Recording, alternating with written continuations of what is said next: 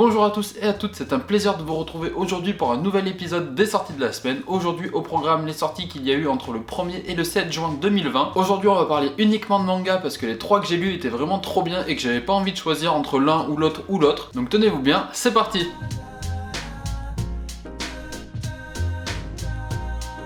Et on attaque cette sélection avec le tome 1 de Shibuya L sorti cette semaine aux éditions Pika. Dans ce manga, on va une fois de plus suivre les aventures de lycéens. Donc sur ce plan-là, c'est pas super original, qui vont se retrouver coincés dans un endroit et vont devoir essayer de survivre. Donc vraiment la trame classique du survival horror, on va dire, rien d'original là-dessus. Là où le scénario se démarque véritablement, c'est que l'ennemi commun cette fois sont des poissons rouges en fait, et que du coup le terrain de jeu c'est le quartier de Shibuya à Tokyo qui est mis sous cloche, en fait mis sous bocal. C'est de ce point de vue là que ça devient original et intéressant, avec le fait que le rôle de prédateur et de proie soit inversé par rapport à d'habitude. Dit comme ça, on pourrait croire à une histoire qui a été inventée sous coque ou sous bœuf, mais ce n'est pas du tout le cas, vous allez voir. Pour l'instant ça se tient vraiment pas mal au niveau du scénario, d'autant plus que le fait que comme les ennemis communs sont des poissons rouges, on va devoir apprendre à étudier leur comportement, leurs habitudes, leur manière de faire pour essayer de survivre. Je trouve ça très intéressant et innovant pour une fois. Scénaristiquement, ça a l'air de tenir la route, à voir avec le temps. Je me méfie toujours un petit peu avec les survival horror. Vraiment, c'est un des genres de manga avec lequel j'ai le plus de mal. C'est peut-être aussi pour ça que je le trouve innovant, parce que j'ai pas spécialement l'habitude de lire des survival horror. Hâte de voir ce que ça va donner par la suite au niveau du scénario. Graphiquement, c'est beau, j'ai rien à dire là-dessus.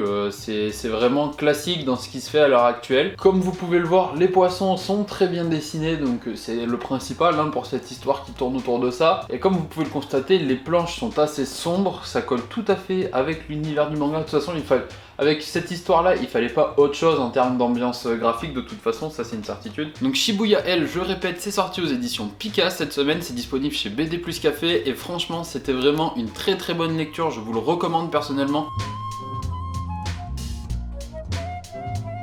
On enchaîne ensuite avec ce qui semble être la grosse sortie post-confinement en termes de manga, c'est aux éditions Kiun, c'est le manga Actage, il y a actuellement les 2 premiers tomes de sortie. Là aussi nous avons un manga relativement original puisque nous allons suivre les aventures de Kei Yonagi, une jeune lycéenne qui ne sait pas faire grand chose d'autre que de jouer la comédie, mais qui pour le coup le fait extrêmement bien. Elle est vraiment très douée, très talentueuse dans ce qui est de jouer la comédie, différentes émotions, s'imprégner d'un personnage. Cependant, au cours de ces différents castings, elle va être repérée par le producteur de génie Sumiji Kuriyama qui voit en elle vraiment un diamant brut, juste une pierre précieuse à polir et qui est capable de déchirer toute l'industrie du cinéma, que ce soit au Japon ou aussi bien hollywoodienne. On va donc voir comment notre actrice en herbe va apprendre à mimer de nouvelles émotions, va apprendre à incarner des personnages qu'elle n'a jamais, qui ne font pas écho à ses précédentes expériences et à ses précédents moments de vie. Scénaristiquement, c'est du très lourd. Ce manga, pour moi, c'est vraiment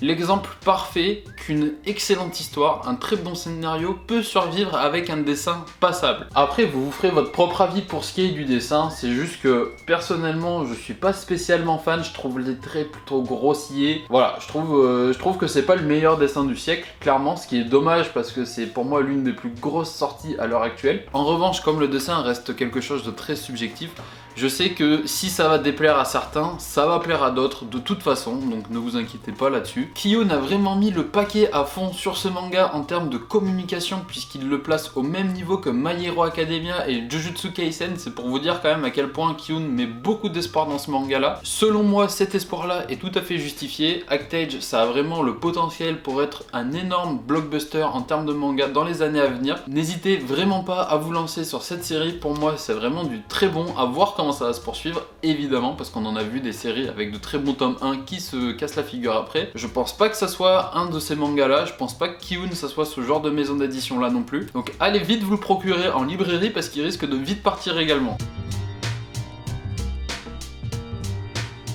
Et on passe à la dernière nouveauté de la semaine, c'est aux éditions Soleil Manga et c'est le manga Anonyme. Une fois n'est pas coutume, on va suivre la vie d'un lycéen qui s'appelle Takashi. Cependant, il a une histoire un petit peu particulière. Quand il était au collège, il menait une vie assez paisible avec sa mère et sa sœur. Il a même été sélectionné pour faire partie de l'équipe de baseball de son collège, ce qui est plutôt très bien. Il a même réussi à décrocher un rencard avec la fille qu'il aime, donc vraiment tout était au beau fixe, tout était tout beau, tout était tout rose pour lui. Sauf que du jour jour au lendemain, en fait, la fille qui convoitait, qui était aussi une amie à lui depuis quelques années, il va la trouver bizarre, il va la trouver changée. Alors il va chercher à comprendre ce qui se passe, hein, parce que bah, c'est normal, hein, c'est la fille qui l'intéresse le plus, donc il se trouve ça bizarre. Sauf que, en fait, il va découvrir que cette fille-là se fait violer depuis plusieurs jours par son professeur principal.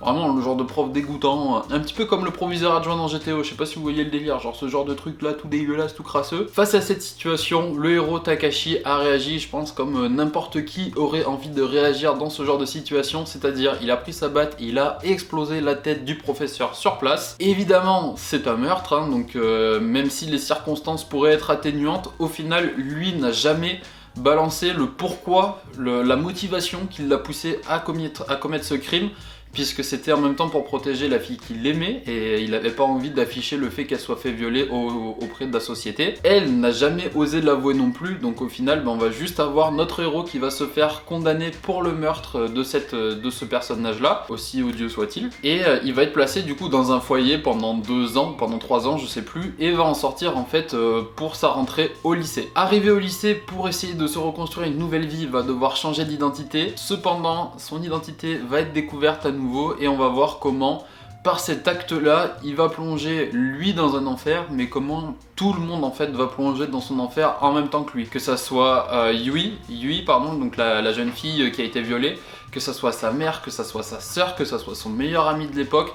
On va vraiment voir comment il entraîne tout le monde dans sa chute malgré le fait que c'était un geste plutôt héroïque à la base. Graphiquement c'est beau, j'ai rien à dire, c'est à la hauteur de tout ce qui se fait à l'heure actuelle en termes de manga. C'est vraiment un style classique, il n'y a pas d'extravagance, c'est ce qu'on a l'habitude de voir, mais c'est beau, ça fonctionne en tout cas, je trouve ça plus réussi que pour Actage par exemple. Pour moi, je vous cache pas que c'est vraiment mon coup de cœur de la semaine, à voir comment le scénario va évoluer, mais c'est une histoire qui m'a pris au trip. J'ai trouvé ça intéressant de voir la vie de ces délinquants juvéniles qui ont commis un crime malgré eux en fait, qu'ils l'ont pas fait, enfin il l'a fait volontairement, mais il l'a pas fait juste dans le but de nuire à quelqu'un, il l'a fait pour protéger quelque chose, donc j'aime bien tout cet aspect là. J'aime bien en même temps l'aspect psychologique, voir comment il se sent lui après avoir fait ça, avec ses nouveaux amis, les brimades qu'il peut recevoir, enfin bref, ce genre de choses. C'est pour moi pour l'instant mon coup de cœur de la semaine, à voir comment ça évolue. Pour moi c'est vraiment un manga à lire, donc je ne saurais que trop vous le conseiller. C'est donc terminé pour cette semaine, j'espère sincèrement que vous aurez apprécié cette vidéo. Je m'excuse auprès de tous les habitués et tous les inconditionnels de bande dessinée qui regardent les vidéos habituellement et qui risquent d'être très déçus en n'ayant pas la sortie BD de la semaine. C'est juste que j'avais vraiment trop du mal à choisir entre ces 3 mangas là, et étant donné qu'habituellement je parle plutôt de manga, je me suis dit bon, cette semaine là ça va être un petit peu particulier, je vais trancher comme ça. Voilà, j'espère ne pas être amené à devoir faire un choix aussi dur toutes les semaines, parce que c'était vraiment compliqué. Comme d'habitude, tous les mangas que je vous ai présentés aujourd'hui sont disponibles à la librairie BD Plus Café à Lille 5 rue Royale, n'hésitez pas à aller les voir. Et bien sûr, tous les mangas et les bandes dessinées qui n'ont pas été présentés aujourd'hui sont disponibles dans la description, donc n'hésitez pas à aller voir. Je vous dis à très vite pour une prochaine vidéo sortie de la semaine. Prenez soin de vous, ciao ciao.